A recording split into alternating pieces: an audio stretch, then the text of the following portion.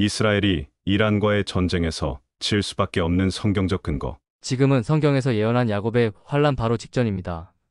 이란과 이스라엘의 전쟁이 본격적으로 시작되었고 이 모든 것은 하나님의 카이로스, 정해진 시간대로 흘러가고 있습니다.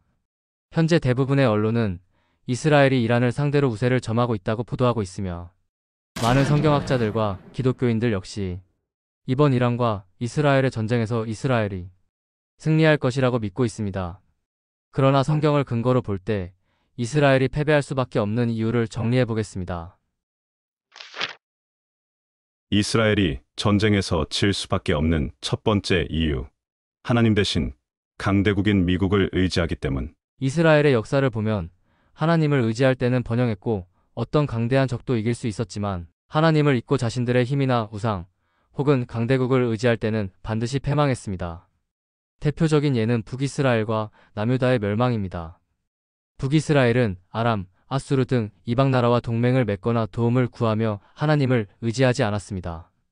하나님은 선지자들을 통해 반복적으로 이방 나라를 의지하지 말고 하나님만을 의지하라고 경고하셨으나 이스라엘은 우상 숭배와 외교적 의존을 멈추지 않았고 결국 아수르에 의해 북이스라엘은 멸망하고 백성들은 포로로 끌려갔습니다. 또한 남유다 역시 바벨론의 위협 앞에서 지금의 이집트인 애굽 등 주변 강대국의 도움을 청하며 하나님을 신뢰하지 않았습니다.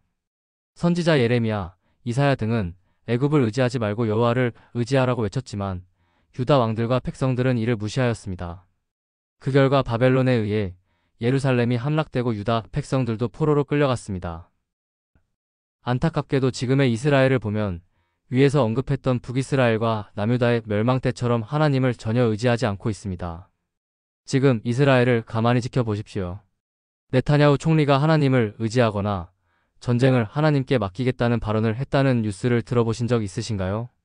오히려 하나님을 의지하기보다는 조상들이 강대국이었던 바벨론이나 애굽을 의지하던 것처럼 지금의 이스라엘은 미국을 의지하고 미국을 전쟁에 끌어들이려는 모습이 언론을 통해 드러나고 있습니다. 이는 곧 이스라엘과 미국의 패망을 예고하는 것입니다. 해 아래 새 것이 없나니 역사는 과거를 되풀이합니다. 지금의 이스라엘은 과거 자신들의 조상의 패망의 길을 그대로 답습하고 있습니다. 이스라엘이 전쟁에서 질 수밖에 없는 두 번째 이유. 하나님의 규율, 대속죄의를 어김. 이스라엘은 하나님의 절기들을 지키기 위해 오랜 시간 노력해 왔으며 특히 대속죄일에는 안식일보다 더 엄격하게 아무 일도 하지 않고 금식과 기도, 회개에 집중하는 전통이 있습니다. 하지만 이번 가장 최근의 대속죄일인 2024년 10월 11일에서 12일에 레바논 헤즈볼라와 전쟁을 벌였습니다. 이스라엘은 하나님께 속죄해야 하는 대속죄일 날 회개는커녕 오히려 전쟁에 몰입한 것입니다. 이는 오늘날 이스라엘이 과거와 달리 하나님의 규례보다 인간의 이익과 현실적인 선택을 더 우선시하고 있음을 보여주는 단적인 예라 할 수 있습니다. 이는 하나님의 진노를 불러오게 될 것임은 불을 보듯 뻔한 것입니다. 이스라엘이 전쟁에서 질 수밖에 없는 세 번째 이유. 도덕적 타락과 동성애 합법화. 이스라엘은 동성애법을 합법화하고 세계에서 동성애에 대해 세계적으로 가장 관대한 국가 중 하나입니다. 텔아비브 등지에서 대규모 동성애 축제가 열리고 시 당국이 이를 전적으로 지원합니다. 19 팬데믹 이전에는 매년 봄에 열린 동성 축제인 프라이드 페스티벌에 보통 20에서 30만 명이 몰려들었습니다.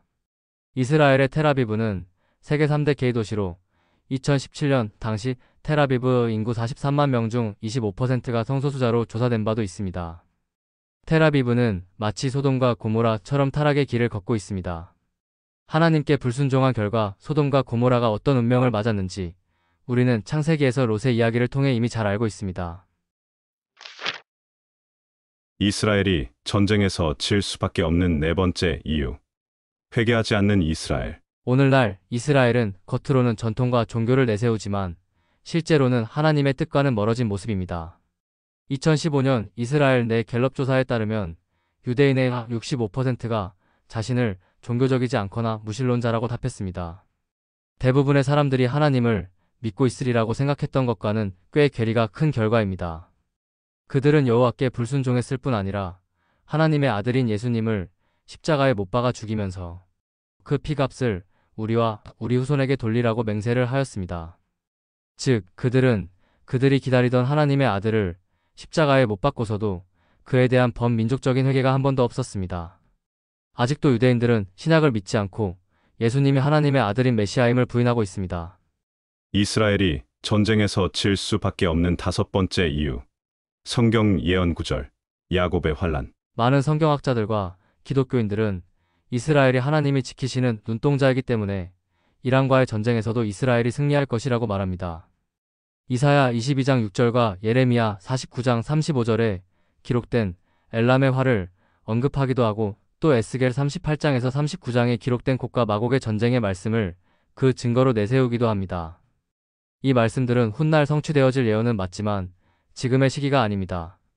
에스겔 38에서 39장은 7년 환란 끝에 아마겟돈 전쟁과 천년 왕국 끝에 곡과 마곡 전쟁 이야기가 섞여 있는 내용이며 그 이전에 먼저 야곱의 환란이 있기 때문입니다. 만약 여러분이 하나님이라면 자신을 의지하기보다는 강대국을 의지하며 속죄하라고 주신 절기인 대속죄일에 오히려 전쟁을 끊임없이 하고 있으며 도덕적으로 타락하여 동성애가 만연하고 왕으로 보내신 아들을 알아보지 못하고 십자가에 못 박았음에도 여전히 그 잘못을 뉘우치지 않는 이 민족을 과연 축복하며 전쟁에서 승리하게 하시겠습니까? 니느웨의 경우를 보면 온 나라가 범국가적으로 자신들의 죄를 깊이 회개하였고 그때 하나님께서 진노의 계획을 돌이키셨습니다. 그러나 안타깝게도 이스라엘은 아직도 자신들의 잘못을 깨닫지 못하고 있습니다. 결국 이스라엘은 이번 야곱의 환란을 겪으면서 자신들이 메시아에게 무슨 짓을 저질렀는지를 철저하게 깨닫고 잘못을 진심으로 뉘우쳐 정금처럼 순수하게 변화된 이후에야 비로소 성경 말씀대로 이스라엘에 대한 축복이 이어질 것입니다. 슬프다 그 날이여. 그와 같이 엄청난 날이 없으리라. 그 날은 야곱의 환난의 때가 되미로다. 그러나 그가 환난에서 구하여 냄을 얻으리로다. 예레미야 30장 7절. 보이지 않느냐? 내가 내 이름으로 불리는 저 도성 이스라엘에서부터 재앙을 내리기 시작하였는데 너희가 무사하게 넘어갈 수 있겠느냐? 너희는 절대로 무사하게 넘어가지 못한다. 이는 내가 온 세계에 전쟁을 일으켜서 모든 주민을 칠 것이기 때문이다. 나 만군의 주가 하는 말이다. 예레미야 25장 27에서 29절. 세번역. 지금 시기는 바로 위에서 언급한 야곱의 환란, 성경구절이 성취되고 있는 때입니다.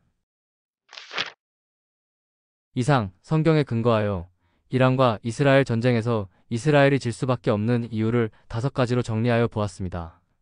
이스라엘의 패망은 다시 말해 미국의 패망을 말하는 것이며 이는 머지않아 우리 대한민국 역시 전쟁의 소용돌이 속으로 들어가게 됨을 의미합니다. 이제 그 은혜의 시간이 거의 끝나가고 있습니다. 여러분은 구원을 받으셨나요? 아직 주님께서 허락하신 시간이 남아있는 지금 예수님을 구주로 영접하는 은혜를 누리시길 바랍니다. 이스라엘이 이란과의 전쟁에서 질 수밖에 없는 성경적 근거. The End.